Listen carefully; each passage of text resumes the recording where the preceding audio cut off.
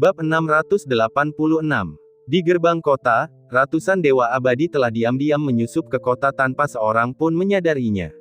Para pengawal yang berdiri di pintu masuk kota, menatap ke depan dengan mata terbelalak, sama sekali tidak menyadari kehadiran dewa-dewa abadi ini. Namun, Su Yanjin tetap tidak bergerak, diam mengamati pemandangan itu. Saat fajar, kebakaran terjadi di dalam kota. Ada yang salah, ada yang terjadi. Kantor intelijen telah dibom. Wakil Master Benua Jiang Cheng melapor kepada Master Benua Xiang Tianan. Apa yang kau katakan? Apa yang sebenarnya terjadi? Baru saja kembali dari misi di garis depan, wajah Xiang Tianan langsung menjadi gelap, hatinya hancur. Tuan Benua, tadi malam, ratusan dewa abadi menyusup ke kota utama dan menghancurkan kantor intelijen kami. Orang yang bertanggung jawab untuk berhubungan dengan benua Dewa Matahari Agung juga telah terbunuh. Meskipun para dewa abadi itu telah ditangkap, hubungan kami dengan para agen yang kami tempatkan di benua abadi Matahari Agung telah terputus sepenuhnya. Jiang Cheng merinci seluruh kejadian itu kepada Xiang Tianan. Brengsek. Mendengar ini, Xiang Tianan pun meledak dalam amarah, dia menghantamkan telapak tangannya ke meja teh kayu besi hitam di dekatnya, yang langsung hancur. Dengan hancurnya kantor intelijen, setengah pertempuran melawan benua Matahari Abadi yang agung telah hilang. Kenapa? Sebelumnya, ratusan dewa abadi itu berhasil dicegat. Namun kali ini, mereka tidak hanya menyusup ke kota, tetapi juga menghancurkan kantor intelijen kita. Karena ahli itu sudah pernah campur tangan sebelumnya, mengapa kali ini mereka mengizinkan dewa abadi yang mendalam ini masuk? Setelah tenang, Xiang Tianan mengerutkan alisnya, wajahnya dipenuhi kebingungan. Ini, Jiang Cheng juga menggelengkan kepalanya, sama-sama tidak yakin dengan niat ahli ini. Selidiki, kita harus percepat penyelidikan masalah ini. Kali ini kantor intelijen, lain kali bisa di mana saja. Kita harus menemukan pakar ini untuk membantu kita. Xiang Tianan mengeluarkan perintah dengan tegas. Dipahami. Jiang Cheng menerima perintah itu dan kemudian pergi. 3 hari berlalu dengan cepat. Di penjara, Su Yanjin dibebaskan. Adik kecil, aku sudah memberi tahu pihak kedai, kau bisa langsung pergi ke sana. Prajurit veteran itu berkata sambil membuka pintu sel Su Yanjin sambil tersenyum santai. Saat itu giliran kerjanya telah berakhir, dan Su Yanjin mengangguk, oh, sebelum langsung menuju ke bar. Sesampainya di kedai, Su Yanjin duduk di meja kedua di dekat jendela seperti biasa. Setelah menghabiskan makanan dan anggurnya, dia melirik ke langit, menyadari bahwa sudah waktunya dia mulai bekerja. Dia mengenakan baju besinya dan berjalan menuju gerbang kota.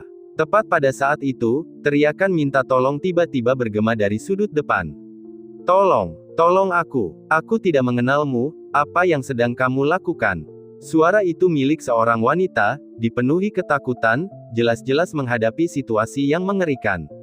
Su Yanjin tetap tanpa ekspresi saat dia mendekati sudut, di mana dia melihat beberapa lelaki tahap tengah Dewa Emas, dengan wajah penuh kebencian, mengepung dan menyerang seorang perempuan muda berpakaian gaun berpita kuning.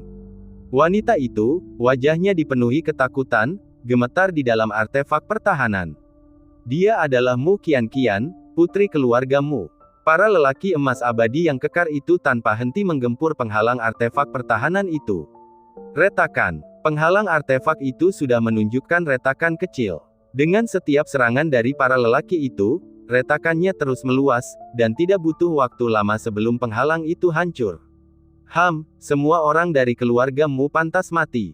Karena kami tidak bisa membunuh ayahmu, kami akan membunuhmu saja, dan biarkan lelaki tua itu menyesal seumur hidupnya. Salah satu Dewa Emas mencibir dan meningkatkan kekuatan serangannya. Mendengar ini, wajah wanita itu menjadi pucat, matanya yang jernih dipenuhi dengan keputusasaan. Dalam sekejap, dia menyadari bahwa para Dewa Emas itu adalah musuh ayahnya. Ini adalah perangkap maut. Dari kejauhan, Su Yanjin memperhatikan dengan tenang, masih tidak bergerak. Ledakan. Pada saat berikutnya, penghalang pertahanan hancur akibat serangan ganas 3 Dewa Emas. Wajah ketiga Dewa Emas berseri-seri karena kegembiraan saat mereka melepaskan 3 serangan telapak tangan yang kuat ke arah Mu Qianqian. Mu Qianqian, dalam keputusasaan, menutup matanya. Dia hanya seorang dewa surgawi, dan 1 dewa emas pun bisa membunuhnya, apalagi 3. Apakah aku benar-benar akan mati seperti ini? Mu Qianqian tersenyum pahit dalam hatinya, sudah bersiap untuk akhir. Bab 687. Pada saat itu, Su Yanjin melirik ke langit lagi. Sudah waktunya berangkat bekerja. Pada saat yang sama, dia pindah. Seperti hantu, dia langsung muncul di depan beberapa dewa emas, melancarkan serangan telapak tangan. Ledakan, suara tabrakan tumpul bergema, dan beberapa manusia dewa emas terpental, menabrak dinding seberang, dan langsung terbunuh. Beberapa saat kemudian, Mu Qianqian menyadari dirinya tidak terluka, membuka matanya dengan bingung. Saat dia membuka matanya, dia terpana oleh pemandangan di hadapannya. Beberapa pria abadi emas semuanya mati, jasad mereka tergeletak di tanah. Di samping mayat-mayat itu berdiri seorang laki-laki dengan wajah tanpa ekspresi dan acuh tak acuh. Mu Qianqian segera mengerti bahwa pria inilah yang telah menyelamatkannya. Terima kasih, kau sungguh menakjubkan, penyelamatku. Namaku Mu Qianqian, dari Mu Manshen. Bolehkah aku tahu namamu, agar aku bisa membalas budimu? Mu Qianqian menatap Su Yanjin dengan penuh rasa terima kasih dan bertanya. Awalnya, dia benar-benar putus asa, tidak pernah berharap akan diselamatkan. Akan tetapi, menghadapi rasa terima kasih Mu Qianqian, Su Yanjin hanya menggelengkan kepalanya tanpa ekspresi. Aku tidak hebat. Aku hanya seorang prajurit bumi abadi yang rendah hati. Aku harus kembali ke posku. Dengan itu, dia pergi. Di gang, Mu Qianqian berdiri terpaku, menatap punggung Su Yanjin yang menjauh, wajahnya dipenuhi kebingungan. Pria ini telah dengan mudah menghadapi beberapa dewa emas, namun dia mengaku tidak hebat. Bahkan namanya pun tidak dia ungkapkan. Bagaimana aku harus membalasnya? Sungguh merepotkan. Mu Qianqian bergumam, lalu mulai membuang mayat para dewa emas. Setelah menangani mayat-mayat itu, Mu Qianqian muncul dari gang, teringat bahwa Su Yanjin mengenakan baju besi penjaga kota dan pernah menyebut dirinya sebagai prajurit rendahan. Bibirnya melengkung membentuk senyum. Hari berikutnya, Su Yanjin tiba di tempat kerja pada waktu yang biasa. Dia mengenakan baju besinya, memakai helmnya, dan meneruskan tugas jaganya yang tanpa ekspresi. Segala sesuatu berjalan teratur dan teratur. Penjaga lainnya mengeluarkan beberapa pil bermutu rendah untuk mengisi kembali energi mereka. Bagaimanapun, saat itu adalah masa perang, dan semua orang berada dalam kondisi siaga tinggi, energi spiritual mereka cepat terkuras akibat ketegangan yang hebat. Hanya Su Yanjin yang tetap tidak bergerak. Dan setiap kali hal ini terjadi, prajurit veteran itu sering memanggil Su Yanjin, membagi perbekalannya menjadi dua dan memberikan setengahnya kepadanya. Meskipun Su Yanjin tidak membutuhkannya, dia menerima setengahnya karena menghormati kebaikan veteran itu. Terima kasih. Setelah menerima perbekalan, Su Yanjin hendak segera menghabiskan setengah porsi. Juru selamat, aku datang untuk menemuimu. Aku membawakanmu makanan lezat. Sebuah suara lembut terdengar, dan itu adalah Mu Qianqian, wanita yang telah diselamatkannya kemarin. Mu Qianqian membawa kotak makanan di tangannya dan tiba di lorong ke-9. Melihat Su Yanjin di sana, dia diam-diam senang karena tebakannya benar. Namun, menanggapi sapaan Mu Qianqian, Su Yanjin tetap tanpa ekspresi, menjawab dengan santai. Oh. Setelah itu, dia terdiam. Mu Qianqian tersenyum tipis, tidak memperdulikan ucapan, "Oh, tunggal itu." Dia sudah memahami kepribadian Su Yanjin kemarin. Dia kemudian berjongkok, meletakkan kotak makanan di tanah, dan mengeluarkan piring yang telah disiapkannya. Juru selamat, ini anggur dan hidangan yang kubawa untukmu. Silakan makan selagi hangat. Anggap saja ini caraku membalas budimu. Mu Qianqian menatap Su Yanjin dengan lembut dan berkata.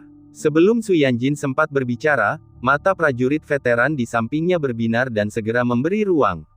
Sobat kecil, aku tidak akan berbagi perlengkapanku denganmu hari ini.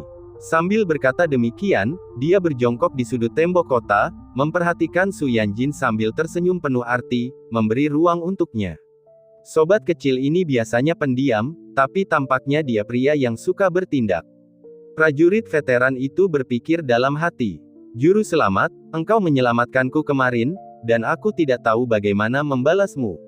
Mu Qianqian berkata dengan sungguh-sungguh, pipinya sedikit memerah saat dia mengingat sosok heroik Su Yanjin kemarin. Terima kasih. Melihat Mu Qianqian, Su Yanjin mengangguk lagi, menerima anggur dan hidangan dengan ekspresi tanpa ekspresi. Bab 688. Dan beberapa hari pun berlalu. Setiap hari, Mu Qianqian akan datang pada waktu ini, membawa makanan buatan sendiri yang telah ia siapkan. Setiap kali, Su Yanjin hanya akan mengangguk dan mengucapkan, "Terima kasih," dengan pelan. Selama setengah bulan penuh, Mu Qianqian melanjutkan rutinitas ini. Namun, hari ini, Mu Qianqian datang dengan tangan hampa, ragu-ragu untuk waktu yang lama sebelum akhirnya berbicara. "Dermawan, mengapa Anda tidak datang ke rumahku untuk makan? Terakhir kali Anda menyelamatkanku, dan ayahku juga ingin menyampaikan rasa terima kasihnya secara langsung." Mu Qianqian menatap Su Yanjin dengan penuh harap. Sebelum pergi, ayahnya telah mengambil kotak makan siang dan dengan sungguh-sungguh memerintahkannya untuk mengundang Su Yanjin ke rumah mereka untuk makan sebagai ucapan terima kasih yang pantas. Mu Qianqian menganggapnya masuk akal dan setuju. "Tentu saja kami akan pergi." Kali ini, sebelum Su Yanjin sempat berbicara, prajurit tua itu langsung menyetujuinya. "Adik kecil, aku membantumu di sini," kata prajurit tua itu sambil tersenyum, menatap Su Yanjin dengan pandangan penuh arti. "Oh," Su Yanjin mengangguk, menyetujui undangan itu. "Itu luar biasa, Sang Dermawan." Wajah Mu Qianqian berseri-seri karena gembira. Ia segera duduk di sebuah kedai kecil dekat gerbang kota, menopang dagunya dengan kedua tangannya dan menunggu Su Yanjin menyelesaikan pekerjaannya. Akhirnya, saat Su Yanjin menyelesaikan tugasnya, dia dengan senang hati memimpin jalan. Kediamanmu. Di bawah bimbingan Mu Qianqian, Su Yanjin langsung memasuki aula utama. "Dermawan, ini ayahku. Ayah, dialah yang menyelamatkan aku." Mu Qianqian memperkenalkan keduanya secara singkat, dan Su Yanjin dan Master Mu kini saling kenal. "Halo," kata Su Yanjin kepada Tuan Mu, ekspresinya tidak terbaca. Tuan Mu, di sisi lain, mengamati Su Yanjin, alisnya sedikit berkerut. "Ini tidak benar. Bukankah seharusnya dia setidaknya menjadi seorang dewa emas? Bagaimana mungkin dia hanya seorang bumi abadi?" Menurut cerita putrinya, dia diburu oleh musuh-musuhnya, yang semuanya adalah dewa emas. Namun, dalam beberapa saat, mereka semua dibunuh oleh Su Yanjin. Gurumu berasumsi bahwa Su Yanjin mungkin seorang dewa abadi yang mendalam. Dan dirinya sendiri, dia hanyalah puncak dari Golden Immortal. Jika putrinya bisa menikah dengan tokoh yang begitu berkuasa, niscaya itu akan menjadi keuntungan besar bagi keluarga mereka. Karena itu, gurumu punya ide untuk mendekatkan Mu Qianqian dengan Su Yanjin. Makan malam hari ini dimaksudkan untuk membina hubungan yang lebih dekat. Tetapi sekarang, melihat bahwa Su Yanjin hanyalah seorang dewa bumi, kegembiraan di wajah gurumu langsung sirna. "Ayo makan dulu. Oh, dan Qianqian, pergilah minta dapur untuk menyiapkan semangkuk sup dingin lagi. Lakukan sendiri untuk mengungkapkan rasa terima kasihmu kepada dermawan kita." Gurumu memberi instruksi pada Mu Qianqian. "Baiklah." Tanpa ragu, Mu Qianqian langsung pergi ke dapur. Setelah Mu Qianqian pergi, Su Yanjin duduk diam di bangku, tidak mengatakan apapun. Namun, Master Mu melihat kepergian Mu Qianqian dan langsung berubah muram. Dia mengeluarkan artefak surgawi kelas rendah dan meletakkannya di depan Su Yanjin. "Ambillah. Artefak surgawi kelas rendah seharusnya lebih dari cukup untuk membayar hutangmu karena telah menyelamatkan putriku. Untuk hal lainnya, jangan pernah berpikir tentang itu. Seorang dewa bumi sepertimu mencoba untuk memenangkan hati putriku. Kau hanyalah seekor kodok yang bernafsu pada seekor angsa. Ambil artefak surgawi kelas rendah dan pergilah. Jangan pernah berhubungan lagi dengan putriku." Tuanmu berbicara dengan dingin kepada Su Yanjin. "Oh." Setelah mendengar perintah gurumu untuk pergi, Su Yanjin berdiri dan bersiap untuk berangkat. "Ambil artefak surgawi tingkat rendah," gurumu mengingatkannya. Di matanya, artefak surgawi tingkat rendah sudah lebih dari cukup untuk mengusir seorang dewa bumi. Bab 689. "Saya datang untuk makan, bukan untuk membantumu membuang sampah." Su Yanjin menggelengkan kepalanya, bahkan tidak melirik artefak abadi yang kualitasnya lebih rendah itu sebelum pergi. Tuanmu menyaksikan ini dengan senyum dingin, lalu memasukkan kembali artefak abadi yang kualitasnya rendah itu ke dalam lengan bajunya dan berkata dengan marah, dia bahkan tidak mengambil harta karun seperti itu dan berpura-pura menjadi bangsawan." Tuanmu mencibir, berpikir bahwa karena Su Yanjin tidak mengambilnya, dia bisa menyimpan harta itu untuk dirinya sendiri. Pada saat itu, Mu Qianqian kembali dengan sup dan membawanya ke aula utama. Tetapi dia mendapati Su Yanjin telah pergi. Ayah, di mana dermawannya? Mu Qianqian menatap gurumu dengan bingung dan bertanya. Oh, dermawan itu bilang kamu sudah membalas budi, jadi kamu tidak perlu berinteraksi lagi. Tuanmu berkata sambil tersenyum santai, mengambil sup dan meminumnya sendiri. Benarkah begitu? Mu Qianqian merasa gelisah mendengar kata-kata ayahnya, alisnya berkerut, merasa ada sesuatu yang aneh. Tidak, aku harus bertanya padanya. Mu Qianqian merasa ada yang tidak beres dan ingin menemui Su Yanjin untuk mengklarifikasi.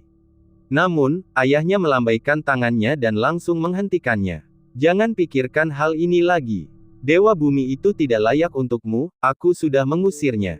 Qianqian, aku melakukan ini demi kebaikanmu sendiri, kalau tidak, kamu akan menyesalinya selama sisa hidupmu. Sambil berbicara, dia menggunakan formasi untuk mengunci Mu Qianqian di aula utama dan pergi sendiri. Su Yanjin sama sekali tidak mempedulikan kejadian kemarin di kediamanmu.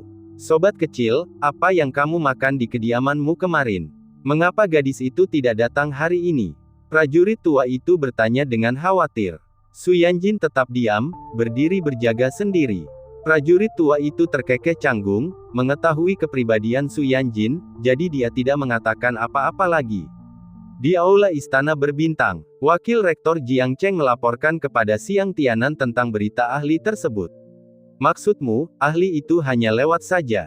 Xiang Tianan mengerutkan kening, menatap Jiang Cheng dengan bingung.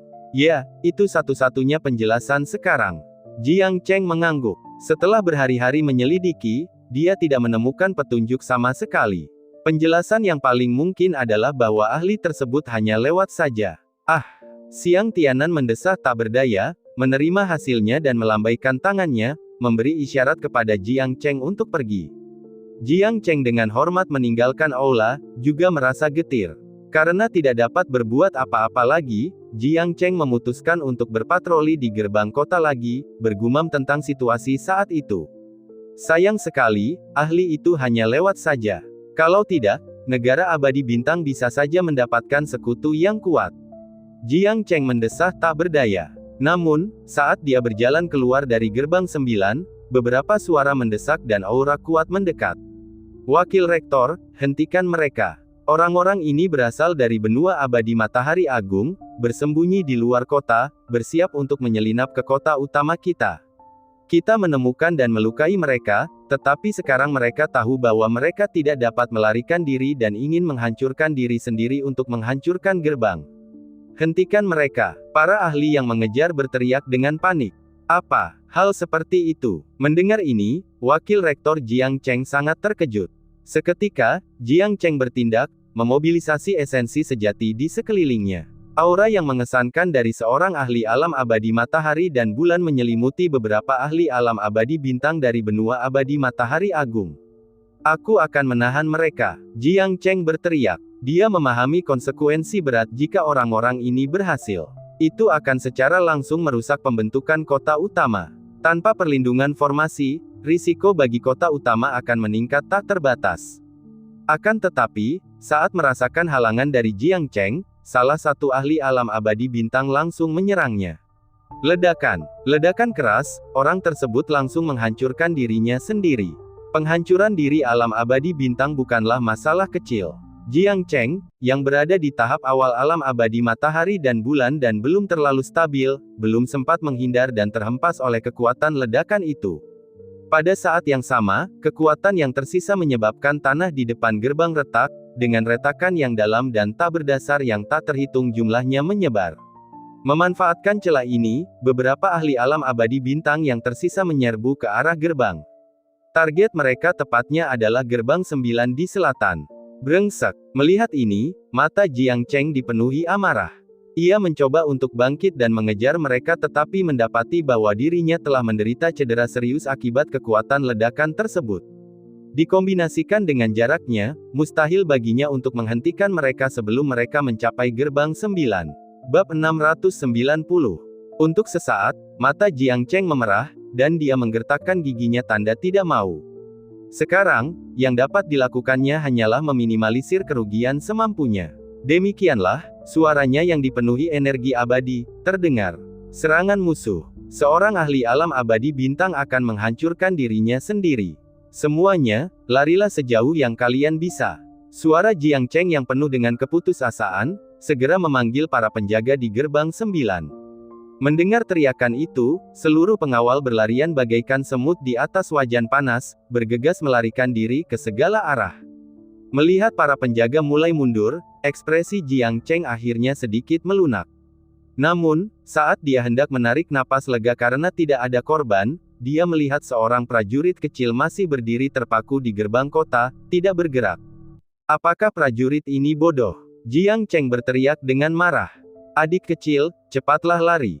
Di dekatnya, seorang prajurit tua juga berteriak dengan cemas. Kekuatan penghancur dari alam abadi bintang adalah sesuatu yang tidak dapat mereka tahan, sebagai dewa bumi. Namun, Su Yanjin tetap terpaku di tempatnya, tidak bergerak. Sudah berakhir. Yang lain terkejut. Kekuatan mengerikan dari seorang ahli alam abadi bintang yang menghancurkan dirinya sendiri pasti akan membuat dewa bumi ini hancur menjadi debu. Mata prajurit tua itu mulai berkaca-kaca ketika dia melihat Su Yanjin hendak dihabisi, sambil mendesah tak berdaya. Anak ini terlalu bodoh. Wakil Rektor Jiang Cheng melihat kejadian ini dan tahu tidak ada jalan kembali. Dia hanya bisa menyaksikan tanpa daya, merasakan jiwanya semakin tua saat itu. Ledakan ini, bahkan jika korban jiwa prajurit ini dikesampingkan, pasti akan berdampak signifikan pada susunan kota utama. Jiang Cheng menundukkan kepalanya, tidak mau melihat.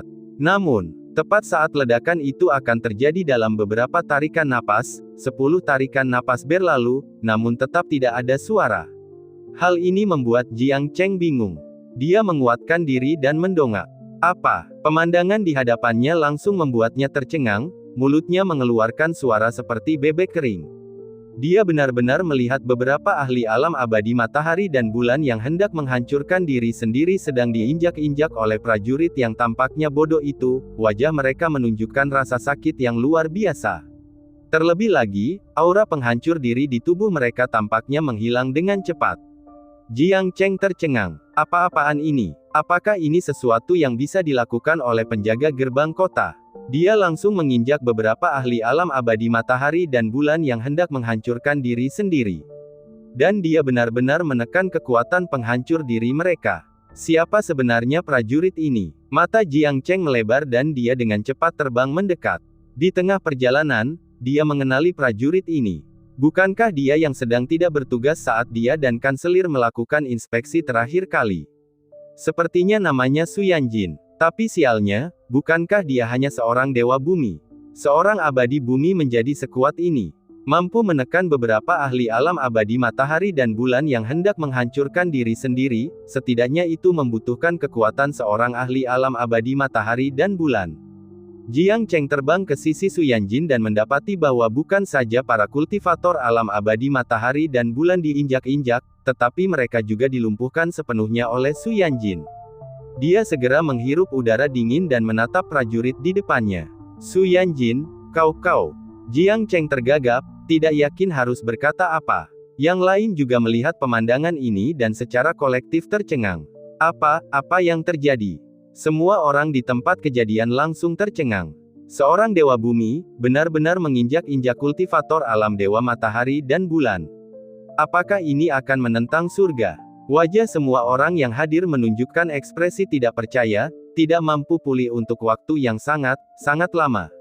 Baru saat itulah mereka menyadari bahwa ada seorang ahli tertinggi yang berdiri di gerbang 9 kota mereka.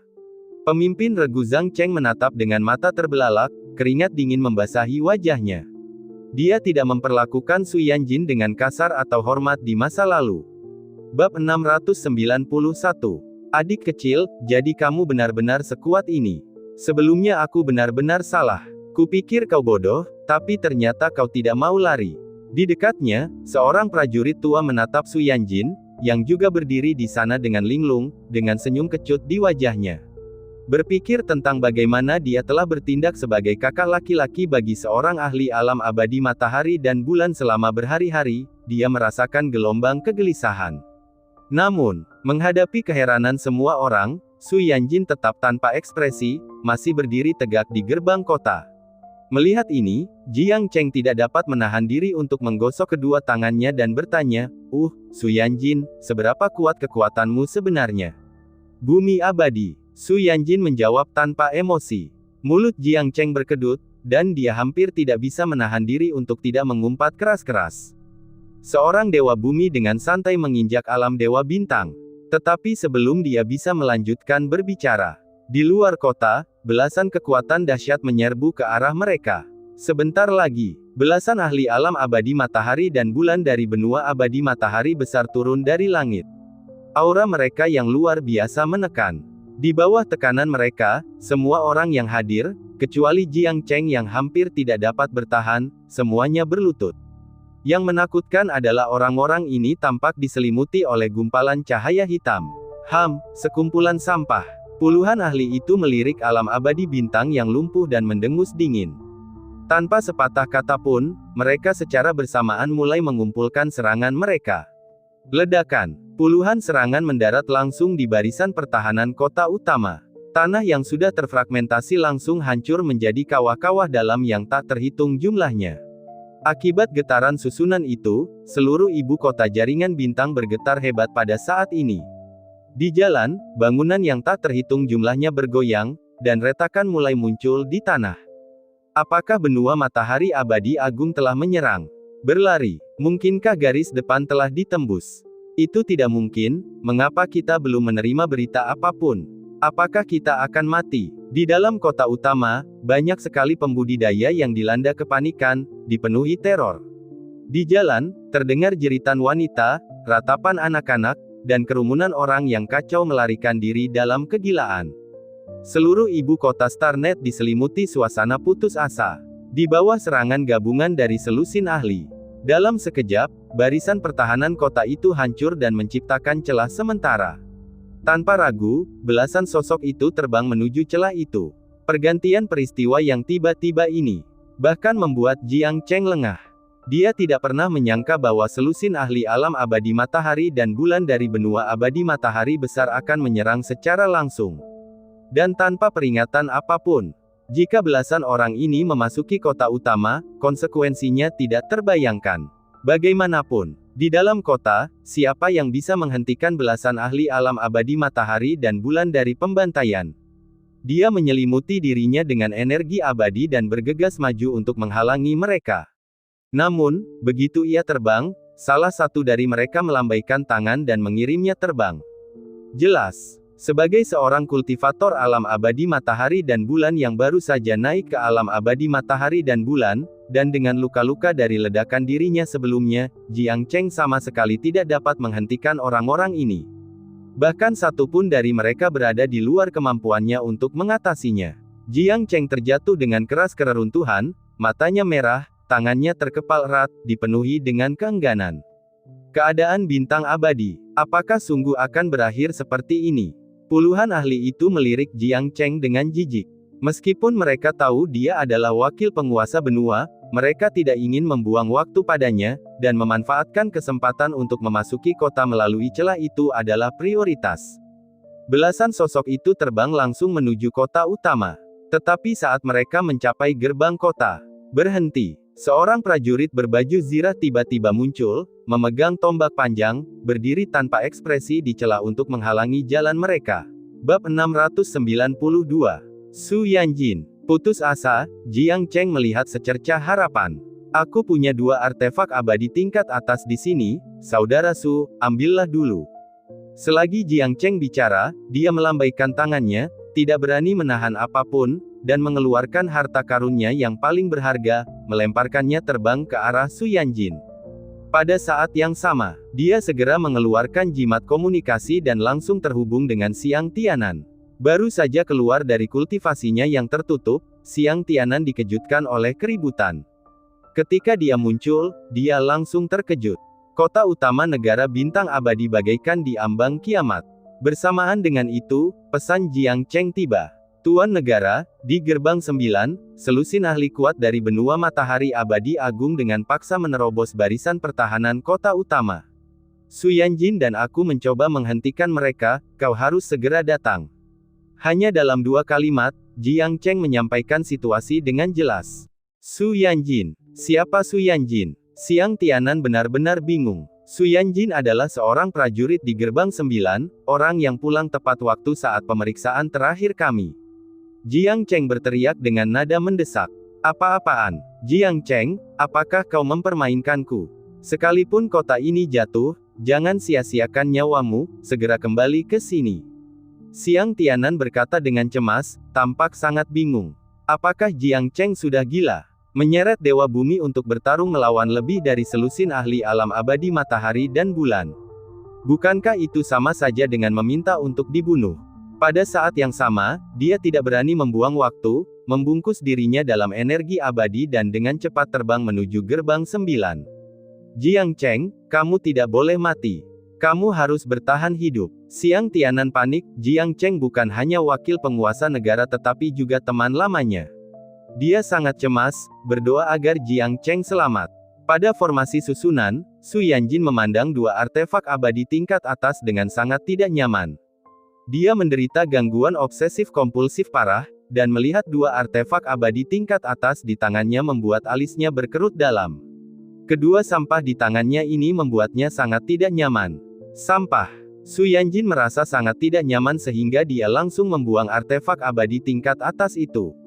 Jiang Cheng yang baru saja selesai melaporkan situasi kepada Tuan Negara Xiang Tianan, menoleh dan kebetulan melihat pemandangan ini. Dia benar-benar tercengang. Apa-apaan? Apa yang kau lakukan? Itu untuk bertahan hidup. Sekarang kita hancur. Jiang Cheng memandangi 2 artefak abadi tingkat atas yang telah dibuang, merasakan pikirannya menjadi kosong. Gelombang keputusasaan langsung menyelimutinya. Meskipun dia tahu Su Yanjin cukup kuat, bisakah dia benar-benar menghentikan selusin ahli dengan tangan kosong? Melihat ini, belasan ahli alam abadi matahari dan bulan mengerutkan kening. Mereka tentu tahu bahwa prajurit ini bukan orang biasa. Namun, mereka tidak merasa khawatir. Bahkan jika prajurit ini telah menunjukkan kekuatan yang mengesankan sebelumnya, apakah dia benar-benar dapat menandingi mereka semua? Mereka mulai membentuk segel tangan. Mereka jelas tidak ingin membuang waktu lagi. Puluhan serangan besar berkumpul bersama, seperti matahari yang terik, langsung turun ke arah Su Yanjin dan Jiang Cheng. Tatapan mata belasan ahli itu dingin. Tidak peduli seberapa kuat dia, bisakah dia menahan serangan gabungan dari lebih dari selusin ahli. Di kejauhan, Xiang Tianan yang sedang bergegas mendekat juga melihat pemandangan mengerikan ini. Jiang Cheng, adik laki-laki, wakil tuan negara, semua orang yang hadir terkejut, menatap Jiang Cheng dan Su Yanjin. Menghadapi serangan gabungan dari puluhan ahli alam abadi matahari dan bulan, wajah semua orang dipenuhi dengan keputusasaan. Serangan gabungan yang memukau dari para ahli alam abadi matahari dan bulan, seperti matahari itu sendiri, semakin dekat. Ia langsung menelan Jiang Cheng dan Su Yanjin. Bab 693. Tidak. Dari kejauhan, Xiang Tianan mengeluarkan raungan putus asa. Apakah teman lamanya Jiang Cheng benar-benar akan mati seperti ini? Dia tidak bisa menerimanya. Rasa frustrasi dan marah memuncak, menyebabkan dia tiba-tiba memuntahkan darah segar. Dalam sekejap, dia tampak menua beberapa tahun. Jiang Cheng sudah meninggal. Formasinya juga akan hancur. Mata Xiang Tianan merah padam, ekspresinya berubah karena marah. Suara gemuruh yang dipenuhi energi abadi bergema di seluruh ibu kota Starnet, memerintahkan, semuanya, dengarkan perintahku. Bersiaplah untuk pertempuran hidup atau mati. Suara itu bergema di langit, menyulut emosi setiap orang di kota. Ya, bertarung sampai mati. Banyak sekali kultivator yang berbondong-bondong keluar dari Starnet Capital City, masing-masing dengan tekad yang kuat. Meskipun mereka tidak sebanding dengan para ahli alam abadi matahari dan bulan, tidak ada yang mundur. Tunggu, lihat ke sana. Apa itu? Pada saat ini, seorang prajurit tua yang telah dengan saksama memperhatikan ke arah Su Yanjin tiba-tiba berseru kaget.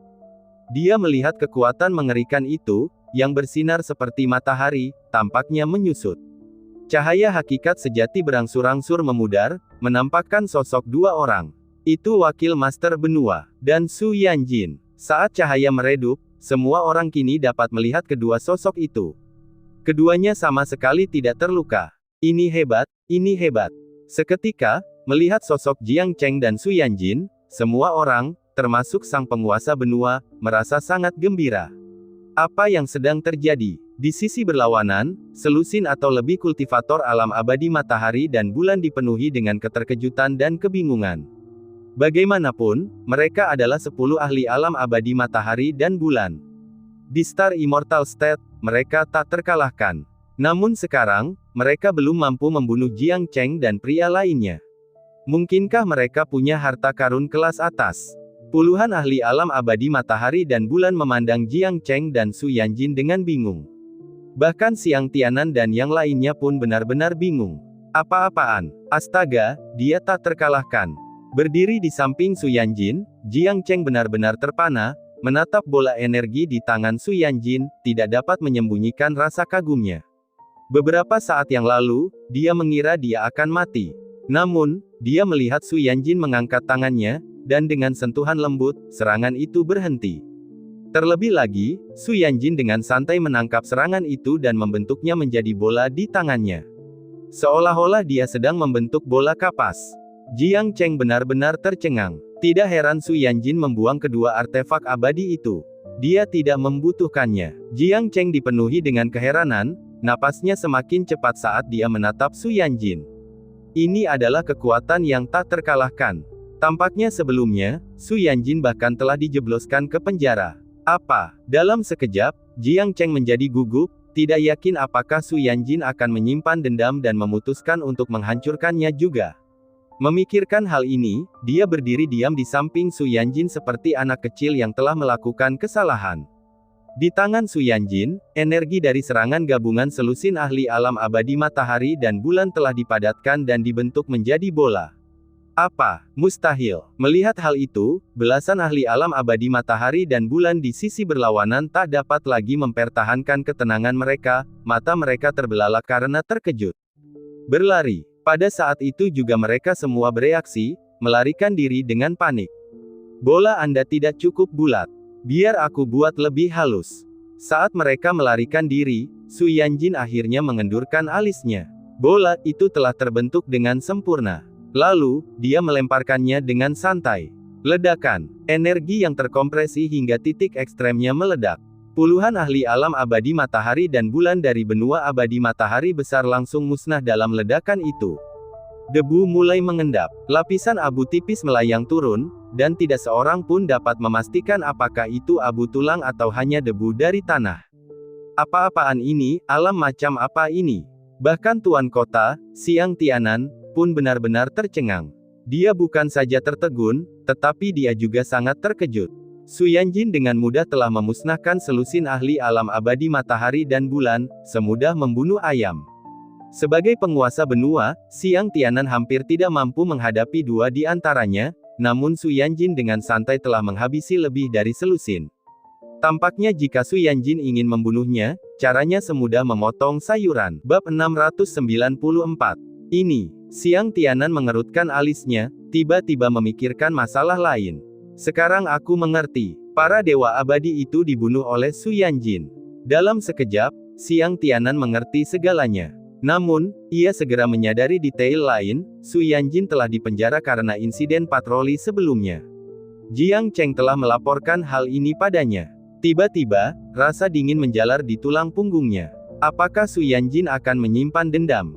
Xiang Tianan dipenuhi dengan kekhawatiran.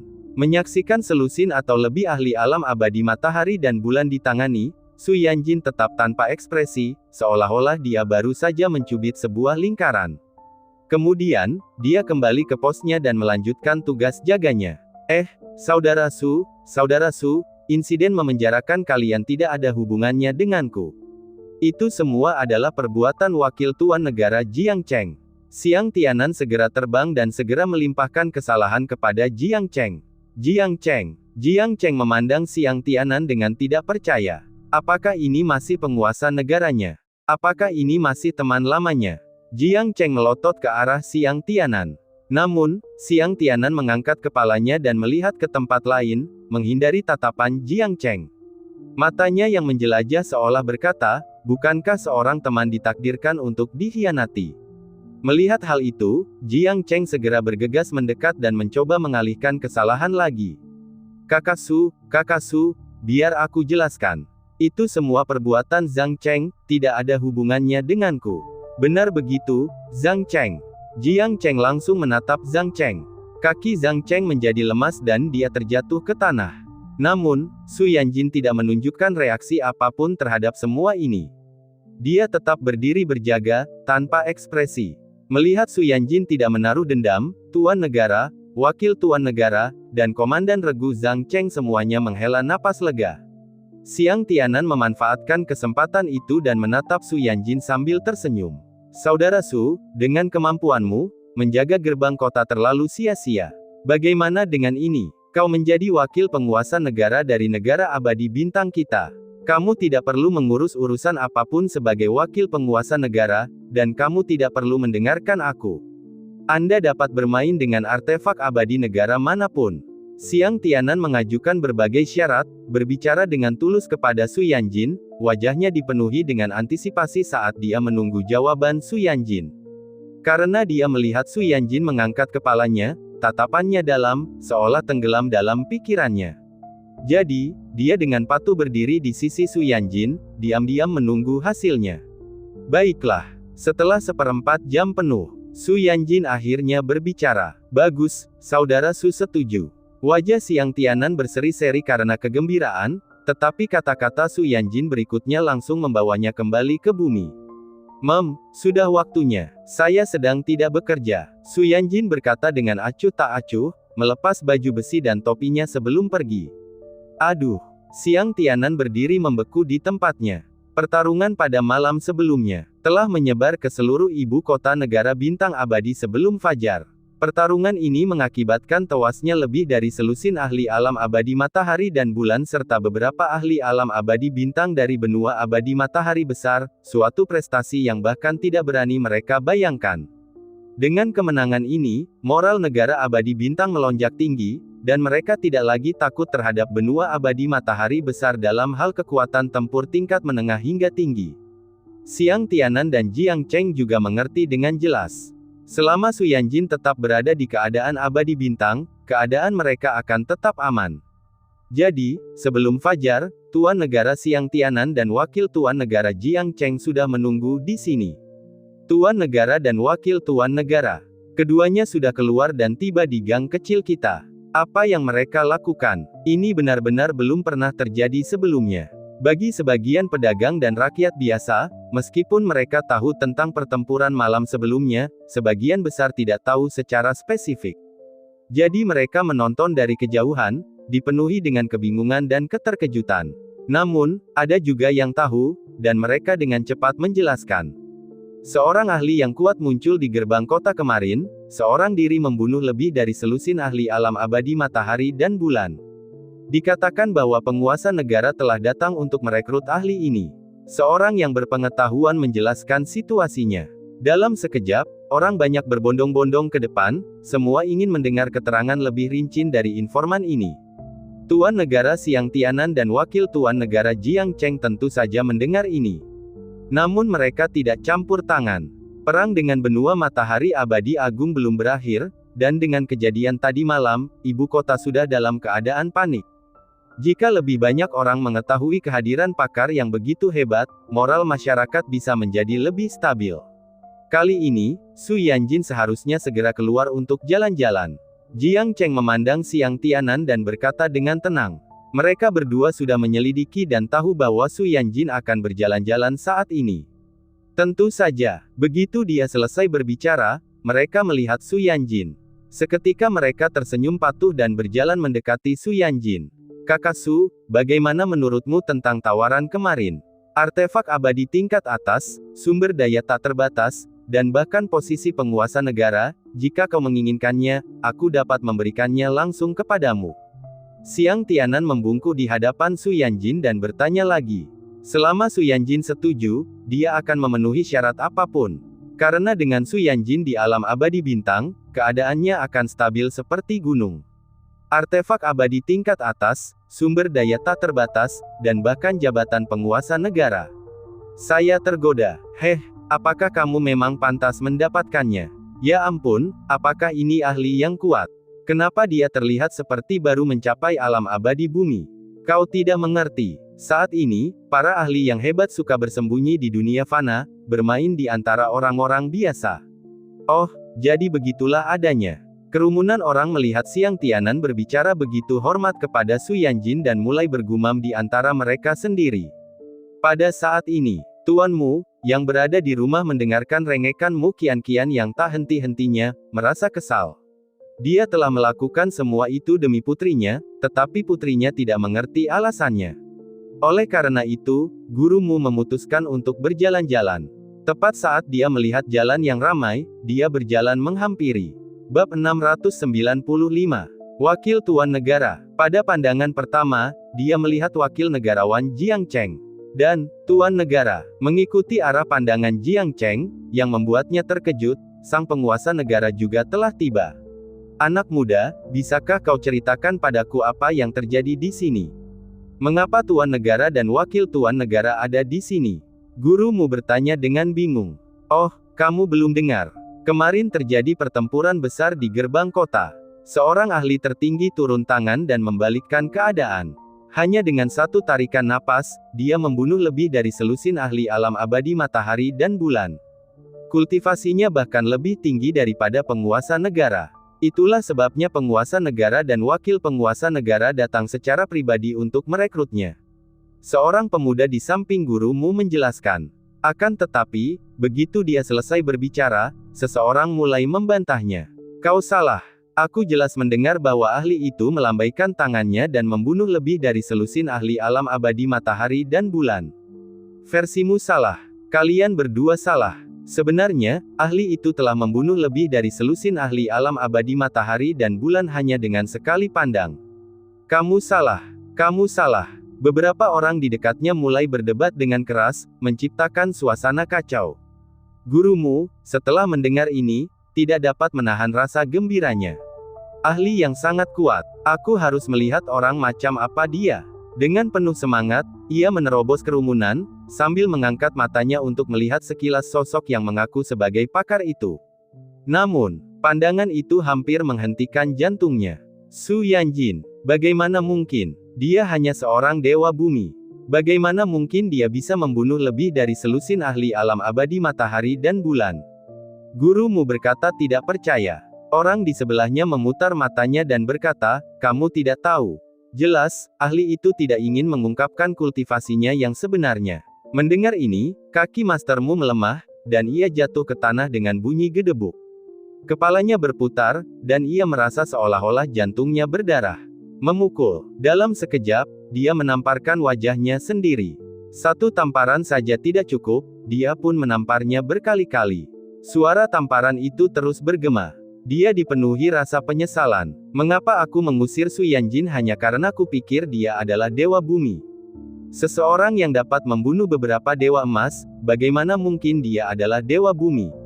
Otakku benar-benar seperti otak babi. Jika putriku menarik perhatiannya, bukankah aku akan melambung menuju kehebatan? Wah! Master Mu duduk di tanah, dipenuhi rasa sesal, menamparkan dirinya sendiri berulang kali. Ia tertawa dan menangis secara bergantian, tampak hampir gila.